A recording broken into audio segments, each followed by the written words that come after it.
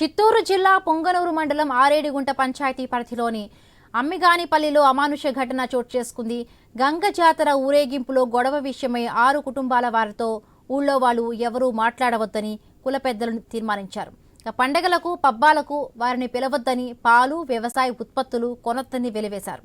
కుల పెద్దల తీర్మానానికి కట్టుబడిన గ్రామస్తులు ఆ 6 కుటుంబాల వారిని కూలి పనులకు కూడా పిలవకపోవడంతో తమ పిల్లల భవిష్యత్తును కాపాడాలని బాధితులు ఆవేదన వ్యక్తం చేశారు.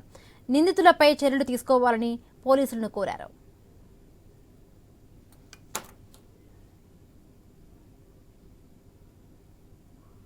ఊర్లో గంగ పండుగ జరిగిందినా.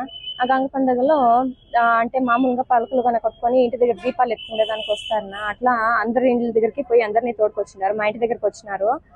మీరు వాటికి పోద్దండి, రాండి రాండి అని మా ఊరి పెద్ద సీనప్ప అనే వ్యక్తి చెప్పినాడు. పోద్దండి అని. ఎందుకు పోకూడదు, వాళ్ళతో సమానంగా మేము వరవ అంతా ఇచ్చినాం కదా, మేము అడగల్లా అని చెప్పేసి మేము అడిగినాము.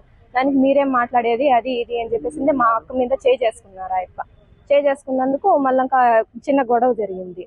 తర్వాత పెద్ద మనుషులంతా వచ్చి కన్విన్స్ చేసి కేసు వాపస్ తీసుకొని ఇంటికి వెళ్ళినాము.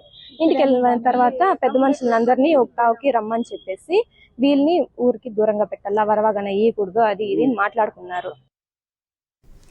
ఇక చిత్తూరు జిల్లాలో అమానుషం జరిగింది. 6 కుటుంబాలను వెలివేస్తూ కూడా అక్కడ గ్రామ పెద్దలు 6 కుటుంబాలను వెలివేశారు. దీంతో ఆ కుటుంబాలు పోలీసులను ఆశ్రయించాయి. వాళ్ళపై కేసు నమోదు చేయమని కూడా అక్కడ వాళ్ళు పోలీసులు కోరుతున్నారు. దీనికి సంబంధించి మరిన్ని పూర్తి అప్డేట్స్ మా కరెస్పాండెంట్ వర్మ అందిస్తారు. వర్మ.